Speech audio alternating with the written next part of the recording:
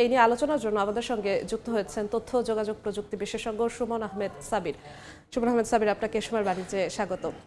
আমরা প্রতিবেদনও দেখছিলাম, আপনি বলছিলেন বিভিন্ন বিষয়ে স্টারলিংক নিয়ে। আমরা যেই তথ্যটা আমাদের সহকর্মীর প্রতিবেদনে দিচ্ছিল যে বাংলাদেশকে ট্রানজিট হিসেবে ব্যবহার করতে চায় স্টারলিংক, এই লক্ষ্যে গ্রাউন্ড স্টেশনও তৈরি হচ্ছে, সিঙ্গাপুরকে বাদ দিয়ে বাংলাদেশকে ব্যবহার করতে চায়। সেক্ষেত্রে নানান প্রশ্নের উত্থান হচ্ছে। আমি একদম শুরুতেই জানতে চাচ্ছি যে এটা যদি হয়, বাংলাদেশ যদি ট্রানজিট হিসেবে ব্যবহার করা যায়, আসলে আমাদের সম্ভাবনার জায়গা কোথায়, নাকি কোনো চ্যালেঞ্জ আছে, সেই জায়গাটাই বা কোথায়?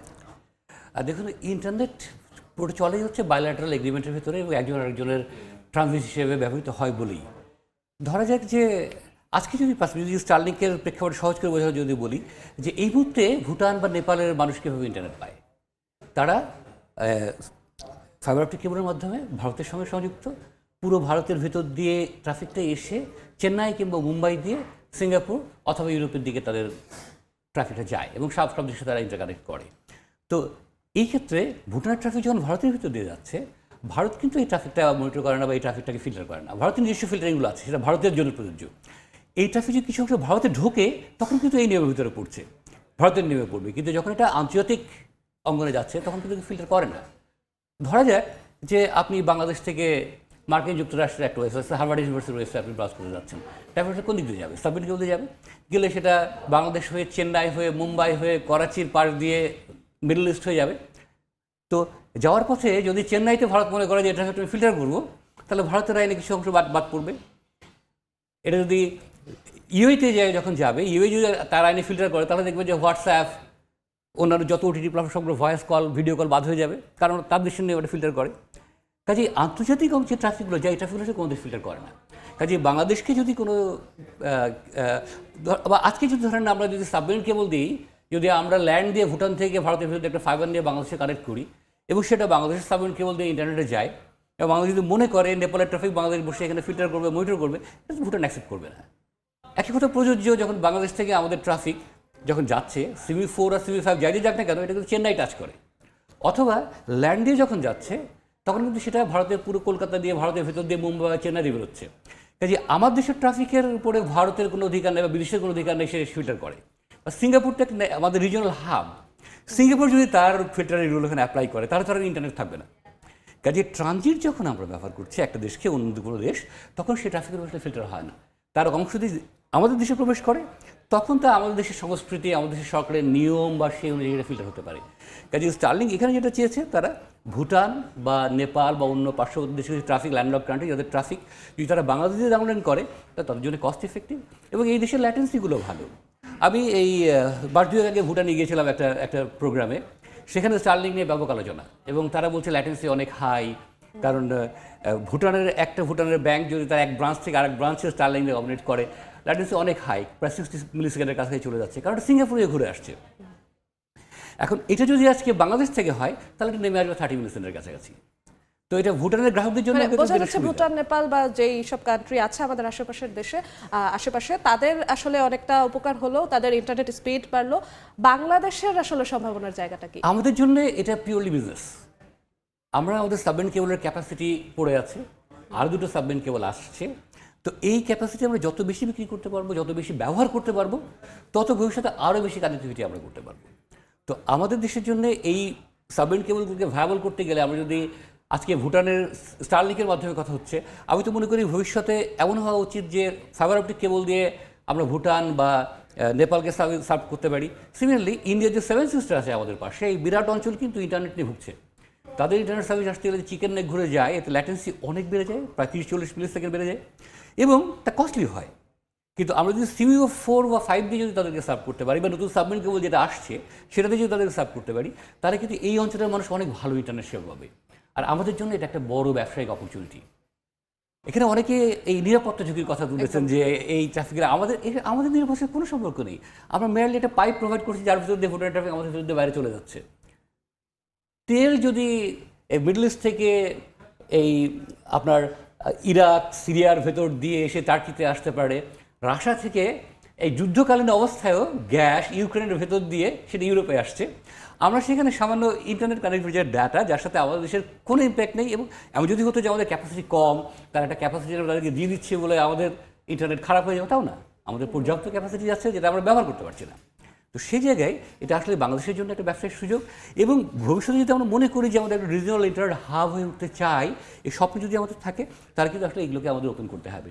এবং বিটিসি চেয়ারম্যান মহোদয় যেমন বলছিলেন যে আমাদের পলিসি সাপোর্ট করে কিনা, আমি মনে করি যে আমাদের আগের পলিসি ওর আগে করা, সেই পলিসি যদি সাপোর্ট নাও করে, আমাদের নতুন করে নতুন পলিসি রিফর্ম হয়েছে এবং নতুন গাইডলাইন তৈরি হচ্ছে।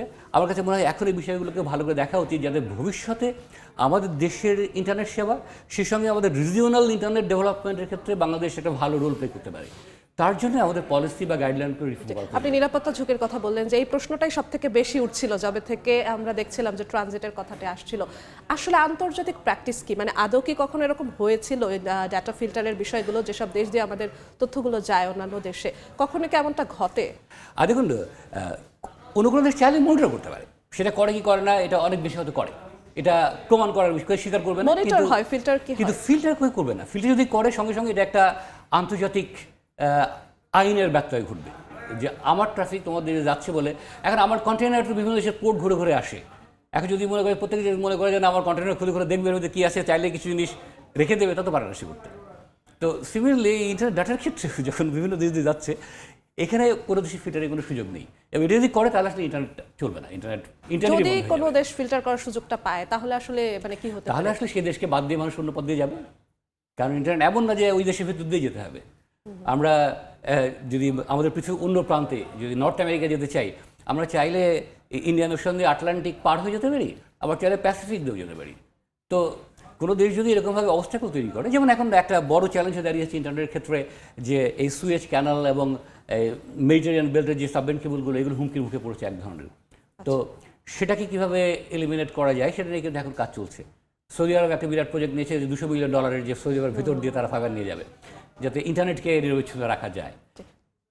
স্টারলিংকের বিষয়টা যদি বলি, যে বাংলাদেশের সবচেয়ে বড় গ্রাউন্ড স্টেশন তারা তৈরি করতে যাচ্ছেন, তো সেক্ষেত্রে স্টারলিংক বাংলাদেশকে এমন হাব হিসেবে তৈরি করার সিদ্ধান্তটা কেন নিল? মানে এই রিজিয়নের ক্ষেত্রে কি তাদের ব্যবসাটা আসলে বেশি সফল হওয়ার সম্ভাবনা রয়েছে? আমার কাছে মনে হয় একটা হচ্ছে যে এই রিজনের জনসংখ্যা অনেক বেশি, আপনি যদি সার্বিকভাবে চিন্তা করেন, অনেক বড় একটা জনসমষ্টিতে বাস করে এবং অনেকগুলো দেশ ল্যান্ডলকড। আমার কাছে যেটা মনে হয় যে বাংলাদেশ সুযোগ পেয়েছে, তার পেছনে বড় কারণ হচ্ছে ভারত এই ব্যাপারে দেরি করেছে। ভারত অনেক বড় দেশ, তারা স্টারলিংকে অনুমতি দিয়েছে রিসেন্টলি, এবং তাও দুটো ভারতীয় অপারেটরের মাধ্যমে, সরাসরি স্টারলিংকে অনুমতি দেয়নি। তো সেই জায়গায় স্টারলিংকের জন্য বাংলাদেশ একটা ভালো অপশন হয়ে দাঁড়িয়েছে। ভারত যদি আগে অনুমতি দিত, তাহলে হয়তো স্টারলিংক বাংলাদেশ ভাবে চিন্তাই করতো না, তারা ভারতের মাধ্যমে এই সার্ভিস দেয়। ভারতের অনুমতি না দেওয়ার কারণে আমার কাছে এটা মনে হয়, এটাকে প্রকাশ্যে বলবে না, আমার কাছে এটা আমার অনুমান একেবারে, আমি জানি না সত্যি মিথ্যা, কিন্তু আমার কাছে মনে হয় এটা একটা বড় কারণ।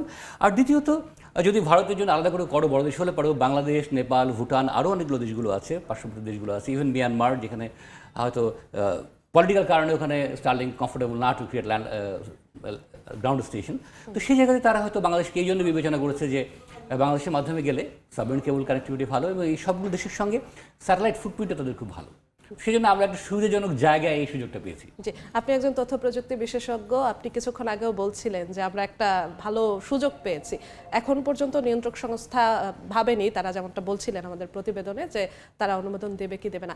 আসলে আপনার তরফ থেকে যদি কোনো পরামর্শের কথাই বলি, যে বাংলাদেশের আসলে কি উচিত, মানে ব্যাপারটা লুফে নেওয়া উচিত নাকি আসলে ভেবে দেখা উচিত এরকম? আমি মনে করি এটা আমাদের একটা প্রথম সুযোগ, এই ধরনের সুযোগ আমরা পাইনি। আমরা সবসময় একটা রিসিভিং এন্ডে ছিলাম, অর্থাৎ আমরা যে ইন্টারনেটে কানেক্ট করতাম, এখন আমাদের মাধ্যমে কেউ ইন্টারনেটে কানেক্ট হতে চাচ্ছে, এরকম সুযোগ এই প্রথম আমাদের মতো পেয়েছি। আগে আমরা একটা পেয়েছিলাম, পাইনি বলবো না। যেমন ভুটান এবং নেপাল একটা সময় ভারতের মাধ্যমে বাংলাদেশের সিমি ফ্ল্যাক্স করতে চেয়েছিল, কিন্তু ভারতীয় অপারেটরদের ঠিক সহযোগিতা না পাওয়ার কারণে এটা আগে হয়ে ওঠেনি। কিন্তু এবার স্টারলিংকের মাধ্যমে সেই সুযোগটা আমাদের দেশে আসছে, যাতে পার্শ্ববর্তী দিকগুলোর জন্য আমরা ট্রানজিটের সুবিধা দিতে পারি এবং আমরা ট্রানজিটের ব্যবসাটা আমরা করতে পারি। তো এটা আমার কাছে মনে হয় প্রথম অপরচুনিটি, এবং অবশ্যই আমাদের লুফে নেওয়া উচিত এই সুযোগটা, এবং এটা আরও ভবিষ্যতে আরও কিছু অপরচুনিটির সুযোগ আমাদের জন্য তৈরি করবে। কোনো চ্যালেঞ্জ কি আছে? আমি এখানে কোনো চ্যালেঞ্জ দেখি না, এখানে বিন্দুমাত্র কোনো চ্যালেঞ্জ দেখি না। যদি আমরা যদি জানি আমরা কি করছি, কীভাবে করছি, এবং আমাদের নিরাপত্তা কীভাবে নিশ্চিত করতে হবে আমাদের যদি জানা থাকে, তাহলে এখানে ভয় পাওয়ার কোনো কারণ নেই। আরেকটি বিষয়, স্টারলিংকের মাধ্যমে আমরা যেমন কিছুক্ষণ আগে বলছিলাম, ভুটান, নেপাল বা আশেপাশের যেসব দেশ আছে, আগে সিঙ্গাপুর হয়ে তারপরে ডাটা ট্রানজিট হতো বলে অনেকটা সময় লেগে যেত, এখন বাংলাদেশ হয়ে গেলে তাদের জন্য সহজ হবে।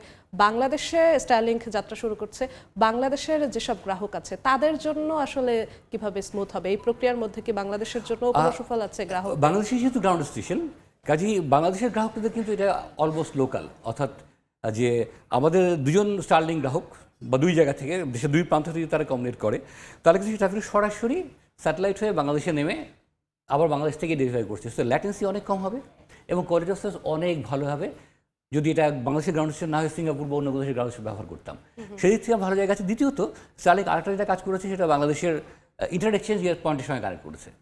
অর্থাৎ বাংলাদেশের যেসব গ্রাহকরা স্টারলিংক সংযুক্ত না তাদের সঙ্গেও স্টারলিংকের বাংলাদেশের গ্রাহকদের সঙ্গে একটা দ্রুত সংযোগের ব্যবস্থা করা হয়েছে, যার ফলে স্টারলিংক বাংলাদেশের ইন্টারনেট সেবার জন্য যেমন তেমনি প্রত্যন্ত অঞ্চলের ডেটা কানেক্টিভিটির জন্য। ধরা যাক একটা হাওড়ের ভিতরে একটা ব্যাংকের ব্রাঞ্চ করতে চাই, কিংবা পাহাড়ের ভেতরে একটা জায়গায় একটা রিসার্চের জন্য আমরা একটা ইন্টারনেট কানেক্টিভিটি দরকার, সেই জায়গাগুলো বাংলাদেশের জন্য খুব সহজতর হয়ে গেছে। জি, সহজ ডাটা কানেকশনটা সহজ হচ্ছে। আসলে যদি একটু খরচের কথা বলি, গ্রাহকরা কিন্তু খরচের কথাটাই বেশি জানতে চায়, খরচটাও কি কমে আসার একটা সুযোগ তৈরি হচ্ছে? আর খরচটার ব্যাপারটা হচ্ছে খরচ সাধারণ ইন্টারনেটের চেয়ে বেশি, এতে কোনো সন্দেহ নেই। তারা এখনও বেশি চার্জ করছে। পৃথিবীর বিভিন্ন দেশে তারা আসলে বিভিন্ন রেটে চার্জ করে।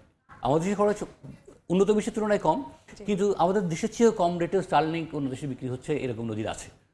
তো আমার কাছে মনে হয় যে এটা স্টারলিংকের সঙ্গে আমাদের যারা এই ব্যবসার সঙ্গে জড়িত তাদের নেগোসিয়েশন, এবং আর একটা হচ্ছে যে আমাদের দেশের মানুষের আগ্রহের উপরে নির্ভর করে এই দামটা আমার ধারণা আরও কমে আসবে। জি, আপনাকে অসংখ্য ধন্যবাদ আমাদের সঙ্গে যুক্ত হওয়ার জন্য। আমরাও চাই স্টারলিংকের মাধ্যমে বাংলাদেশে যে ইন্টারনেট সেবা সেটি আরও সহজ হোক এবং সহজলভ্য হোক। আপনাকে অসংখ্য ধন্যবাদ আমাদের সঙ্গে যুক্ত হওয়ার জন্য। ধন্যবাদ। দর্শক, আমরা স্টারলিংক নিয়ে আলোচনা করছিলাম। আলোচনার জন্য আমাদের সঙ্গে স্টুডিওতে যুক্ত হয়েছিলেন তথ্য ও যোগাযোগ প্রযুক্তি বিশেষজ্ঞ সুমন আহমেদ সাবির।